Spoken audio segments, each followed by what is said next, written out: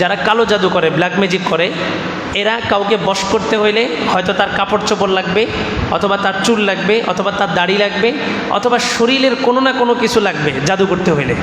এটা যারা জাদু করে তাদের মূল একটা থিওরি আর কি। যাকে ব্ল্যাক ম্যাজিক করবে তার শরীরের কিছু না কিছু অংশ তার লাগবে। এই মুহিবুল্লাহ তার এই জায়গা থেকে, খতিব বড় একজন আলেম মাওলানা মুহিবুল্লাহ সাহেব, ওনার এই জায়গা থেকে দাড়ি কেটে নিয়ে গেছে। মূলত এই দাড়ির মাধ্যমেই ওনাকে জাদু করা হয়েছে। আর ওনাকে পরপর 2 সপ্তাহে 2টা চিঠি দেওয়া হয়েছে জুমার মিম্বরে। চিঠিতে লেখা আছে যে এই ইমামকে রাস্তায় পাগল বানায় ঘুরানো হবে। তো একজনকে রাস্তায় পাগল বানায় ঘুরানোর জন্য এই কালো জাদু বান মারে বলে না, এই বান ছাড়া সম্ভব না, এটার বাস্তবতা আছে। সকালের ফজরের পরের এই আমলগুলা মাগরিবের পরেও করবেন। ফজরের পরের চাইতে মাগরিবের পরে বেশি দরকারি, কারণ দিনের বেলা আল্লাহ তাআলা দিনটাকে বানাইছেন মানুষের জন্য, রাত বানাইছেন জিন্নাতের জন্য। দোনোটাই আল্লাহর মাখলুক, দোনোটাই আল্লাহর ইবাদত করবে। আর হাসরের মাঠে এই দুইটারই হিসাব হবে, পশু পাখির হিসাব হবে না। পশু পাখির হিসাব শুধু এতটুকু, একটা গরু যদি আরেকটা গরুকে আঘাত করে তো দোনোটাকে উঠানো হবে, যাকে আঘাত করছে সেও একটা আঘাত করবে, শেষ, দোনোটা আবার মাটি হয়ে যাবে। কোনো জান্নাত জাহান্নাম নাই। জান্নাত জাহান্নাম শুধুমাত্র মানুষ এবং জিন, এই 2 শ্রেণীর জন্য আল্লাহ তাআলা করছেন। আর এই জিনকে আল্লাহ তাআলা বানাইছেন অদৃশ্য, তবে মানুষের অনুগত। মানুষের উপরে সে কর্তৃত্ব করতে পারবে না যদি মানুষ আল্লাহর হুকুম পালন করে। মানুষ যদি আল্লাহর হুকুম পালন না করে তো জিন না, একটা কুকুরও মানুষের উপরে রাজত্ব করবে। কুকুর, মানুষ দৌড়াইতেছে কেন? বলে যে কুকুর দৌড়াইতেছে, এই জন্য দৌড়াইতেছে। তো আল্লাহর হুকুম যদি না মানে, সবচেয়ে নিকৃষ্ট মাখলুক যেটা, ওইটাও মানুষের উপরে কি করতে পারবে? কর্তৃত্ব করতে পারবে। আর কেউ যদি আল্লাহর হুকুম মানে, আল্লাহর হুকুম মতো চলে, তো সবচেয়ে শক্তিশালী জিন, এটাও মানুষের উপরে কিছু করতে পারবে না, মানুষের তাবে হয়ে থাকবে। তো দিনটা মানুষের জন্য আর রাত হচ্ছে জিন্নাতের জন্য। আল্লাহ বলেন ওয়াজআলনা নাহারা মাআশা, আমি তোমাদের জন্য দিনটাকে বানাইছি জীবিকা উপার্জনের মাধ্যম। ওয়াজআলনা লাইলা লিবাসা, আর রাতকে বানাইছি তোমাদের পোশাক হিসাবে, অর্থাৎ রাতে বিশ্রাম, রাতে কিছু করো না, এশা নামাজ পড়েই সাথে সাথে ঘরে ঢুকে যাও। আর দেখবেন বেশিরভাগ জিন্নাতের প্রভাব বিস্তার হয় মাগরিবের সময়টাতে। বাচ্চা কাচ্চা বাহিরে থাকলে, আগে এক সময় এগুলো বলতো, এখন বলেও না। এই নানীদের মুখে শুনতাম যে মাগরিবের সময় বের হয়েও না, মাগরিবের সময় বের হতে দিত না, ছোট ছোট বাচ্চাদেরকে বের হতে দিত না, এবং মহিলাদেরকে মাগরিবের সময়টা, আজানের সময়টা ঘর থেকে বের হতে দিত না। তো এখন আমরা তো উদাসীন, শরীর খারাপ লাগতেছে, কেন লাগতেছে এটাও বুঝি না, দৌড়ে গেছি ডাক্তারের কাছে, ডাক্তার ঘুমের ওষুধ দিয়ে ঘুম পাড়ায় দিছে, শেষ, ঘুমান। গতকাল রাতে প্রচণ্ড মাথা ব্যথা উঠছে, সভাপতি সব ফোন দিছিল, ওই 3 কুল পইরা গা দম করছে, দেখলাম যে স্বাভাবিক হয়ে গেছে। তো ফোন দিছে, বলে যে জাদু জাদু আছে না, জাদু করা হয়েছে, জাদু। ইদানিংয়ের ভিতরে নামাজে ভুলে যাই, বয়ান ভুলে যাই, পড়া ওরকম একটা মনে থাকে না, কথা ওরকম একটা যেগুলো ঠিক করে আসে মনে থাকে না। সেহের জাদু, এটার বাস্তবতা আছে, এটা আপনি বিশ্বাস করতে কষ্ট হইতেছে, কিন্তু এটার বাস্তবতা আছে। এই যে মুহিবুল্লাহ নামে একটা লোক, এক ইমাম সাহেবকে গাজীপুর থেকে যে অপহরণ করে নিয়ে গেছে, এই লোকটা এখন পাগলের মতো ঘুরতেছে, একজন খতিব পাগলের মতো ঘুরতেছে। ওনার বিষয়গুলো নিয়ে যাচাই বাছাই করলাম, দেখলাম যে ওনার বাম চোয়াল অথবা ডান চোয়াল থেকে দাড়ি কেটে নিয়ে গেছে, মানে এক মুষ্টি দাড়ি এখান দিয়ে কেটে নিয়ে গেছে, বাকি দাড়িগুলো ঠিক আছে, এই জায়গা থেকে দাড়ি কেটে নিয়ে গেছে। আচ্ছা, দাড়ির সাথে যদি শত্রুতামি থাকতো তাহলে তো দাড়ি সবগুলোই কেটে ফেলতো, অল্প একটু জায়গা থেকে দাড়ি নিছে কেন? যারা কালো জাদু করে, ব্ল্যাক ম্যাজিক করে, এরা কাউকে বশ করতে হইলে হয়তো তার কাপড় চোপড় লাগবে, অথবা তার চুল লাগবে, অথবা তার দাড়ি লাগবে, অথবা শরীরের কোনো না কোনো কিছু লাগবে জাদু করতে হইলে। এটা যারা জাদু করে তাদের মূল একটা থিওরি আর কি। যাকে ব্ল্যাক ম্যাজিক করবে তার শরীরের কিছু না কিছু অংশ তার লাগবে। এই মুহিবুল্লাহ তার এই জায়গা থেকে, খতিব বড় একজন আলেম মাওলানা মুহিবুল্লাহ সাহেব, ওনার এই জায়গা থেকে দাড়ি কেটে নিয়ে গেছে। মূলত এই দাড়ির মাধ্যমেই ওনাকে জাদু করা হয়েছে। আর ওনাকে পরপর 2 সপ্তাহে 2টা চিঠি দেওয়া হয়েছে জুমার মিম্বরে। চিঠিতে লেখা আছে যে এই ইমামকে রাস্তায় পাগল বানায় ঘুরানো হবে। তো একজনকে রাস্তায় পাগল বানায় ঘুরানোর জন্য এই কালো জাদু বান মারে বলে না, এই বান ছাড়া সম্ভব না, এটার বাস্তবতা আছে।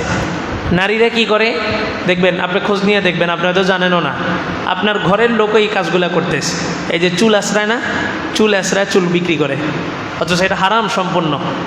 ফেরিওয়ালারা আসে, ফেরিওয়ালারা আইসা এই নারীদেরকে বলে চুল দিলে তোমার 5, 6, 10 হাজার টাকাও কিনে, এবং চুল দিলে আপনাকে পাতিল দিবে, চুল দিলে আপনাকে এটা দিবে ওটা দিবে।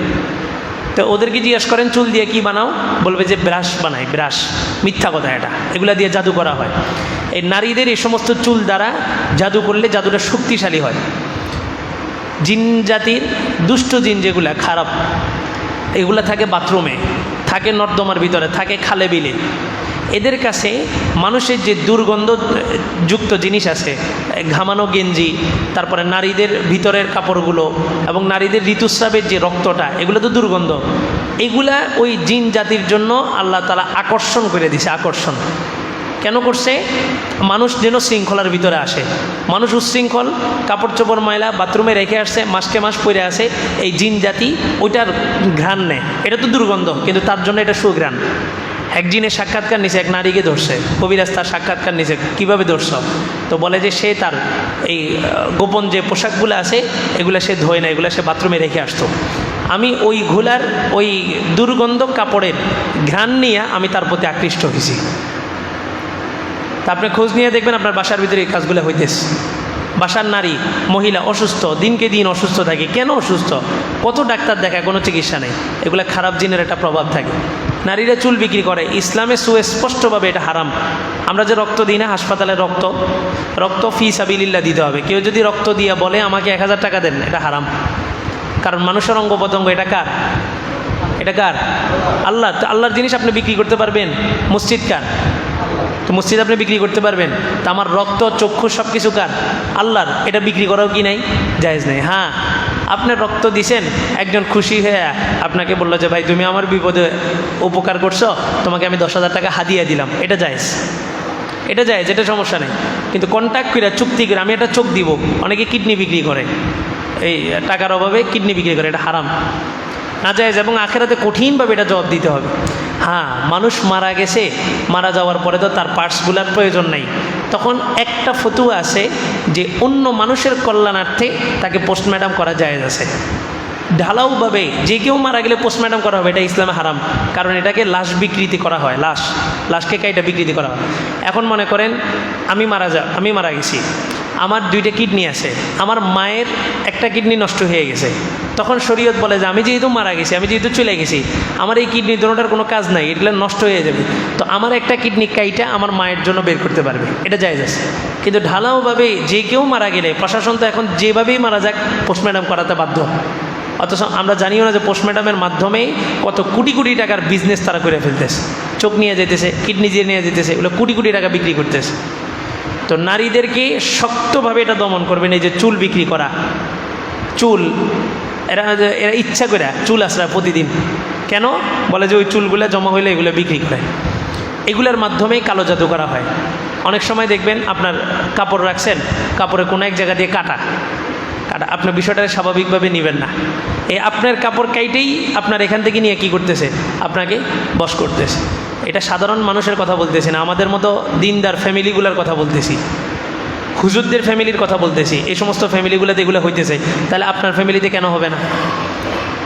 জাদু এটা আছে, বান এটা আছে। এজন্য সকালবেলার এই আমলটা সকালে যতটা গুরুত্ব দিবেন, রাত্রে তার চাইতে বেশি গুরুত্ব দিবেন মাগরিবের পরে, কারণ রাত্রেই তাদের উৎপাত বেড়ে যায়।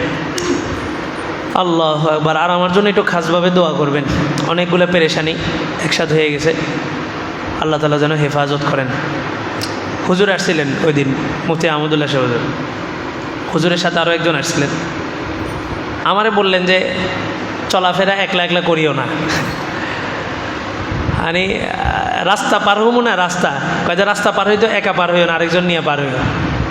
তো বললাম যে হুজুর আমি তো এখানে স্থানীয়, মসজিদের পিছন থেকে আমার মহল্লা শুরু, ভাড়াটিয়ে হইলেন এক কথা যে বডিগার্ড নিয়ে চলবো, নিজের এলাকায় যদি আমি বডিগার্ড নিয়ে চলা লাগে তো বলে যে মানুষ খুব শক্তভাবে লাগছে, তোমার লেবাসদারি, তোমার মতো লেবাস, এরাই তোমার পিছনে লাগছে। এখন নিজের মহল্লায় চলতে আমার বডিগার্ড লাগবে। আল্লাহ, ভরসা আল্লাহর উপরে। আনাস ইবনে মালিক রাদিয়াল্লাহু তাআলা আনহুকে ধরে নিয়ে গেছে হাজ্জাজ বিন ইউসুফ। মানে এর মতো জালেম বাদশা ইতিহাসে একটাও আসে নাই। হাজ্জাজ বিন ইউসুফ ধরে নিয়ে গেছে, নিয়ে বলছে তুমি আনাস বিন মালিক? তো বলে যে হ্যাঁ। আমাকে চিনো? কাঁ চিনি। তো বলে যে তুমি নাকি আমার বিরুদ্ধে প্রকাশ্যে কথা বলো, আমার বিরুদ্ধে আচরণ করো। তো বলে যে অবশ্যই করি। তুমি আল্লাহর রসুলের সুন্নত বিরোধী কাজ করো। তুমি জুবাইর ইবনে আওয়াম, এত বড় একজন সাহাবিকে তুমি মাইরা কাইটা লাশ চৌরাস্তার মোড়ে ঝুলায় রাখছো, একজন বদরি সাহাবি মানে যার ব্যাপারে জান্নাতের গ্যারান্টি। তোমার মতো জালেম, তুমি তাকে হত্যা করছো। তো তোমার বিরুদ্ধে বলবো না কার বিরুদ্ধে বলবো? তো হাজ্জাজ বিন ইউসুফ বলে, মানে এত বড় কথা হাজ্জাজ বিন ইউসুফের সামনে দাঁড়ায় বলছে। মন্ত্রীরা বলতেছে শেষ করে দেন ওরে, তাড়াতাড়ি শেষ করে দেন। উজিররা, একটা জালেম তখনই জালেম হয় যখন তার অধীনস্থরা তাকে জালেম বানায়। একজন সরকার জালেম হয় কখন? যখন তার মন্ত্রী মিনিস্টাররা তাকে কি করে? জুলুমের জন্য প্রশ্রয় দেয়। মন্ত্রী মিনিস্টাররা যদি বলতো যে আপনি এই কাজটা করিয়েন না, এটা জুলুম, তাহলে ওই কিন্তু একক ব্যক্তি এত বড় জুলুম করার সাহস পায় না। তো বলে যে মন চাইতেছে তো কিছু করি। আনাস ইবনে মালিক বলেন যে তুমি আমার একটা পশমও বাঁকা করতে পারবে না, কিচ্ছু করতে পারবে না। তো বলে যে কেন? বলে যে আমার রসুল আমাকে একটা দোয়া শিখাই দিয়ে গেছেন, এই দোয়া যদি আমি কেউ পড়ে তো আল্লাহ তাআলা তাকে, পুরা পৃথিবীর সমগ্র মানুষও যদি তার বিপক্ষে দাঁড়ায়, আল্লাহ তাআলা তাকে হেফাজত করবেন, কিচ্ছু করতে পারবে না। হাজ্জাজ বিন ইউসুফ কাঁপতেছে, একজন জালেম বাদশা, প্রতাপশালী বাদশা, সে কাঁপতেছে, কাঁপতে কাঁপতে বলতেছে দোয়াটা কি আমাকে শিখাইবা? বলে যে না, এই দোয়ার উপযুক্ত তুমি না। তুমি যদি এই দোয়ার উপযুক্ত হইতা তাহলে তোমাকে আমি শিখাইতাম, কিন্তু এই দোয়ার উপযুক্ত তুমি না। যার তার কাছে কি স্বর্ণ রাখা যায় নাকি? যে উপযুক্ত তার কাছে বলা যায় দোয়া। আনাস ইবনে মালিক চলে গেছেন দরবার থেকে, পুলিশ অ্যারেস্ট করে নিয়ে আসছিল আর কি, চলে গেছেন। যাওয়ার পরে মন্ত্রী মিনিস্টাররা হাজ্জাজ বিন ইউসুফরে বলল, আপনাকে তো এভাবে কোনো দিন ভীত সন্ত্রস্ত হইতে দেখলাম না, কত বড় বড় সাহাবীর আপনি কাজ করে ফেলছেন, আনাস ইবনে মালিকের সামনে আপনি এইভাবে কাঁপতেছেন। তো বলে যে আনাস ইবনে মালিক যখন আমার দরজা দিয়ে ঢুকছে, আমি দেখলাম যে তার পিছনে দুইটা বিশাল বিশাল বাঘ আমাকে এভাবে থাবা দিয়ে রাখছে। মানে আমি ওর সাথে যখনই গরম হয়ে কথা বলতেছি, ততই বাঘগুলো মনে হইতেছে আমার উপরে আক্রমণ করবে, হামলা করবে।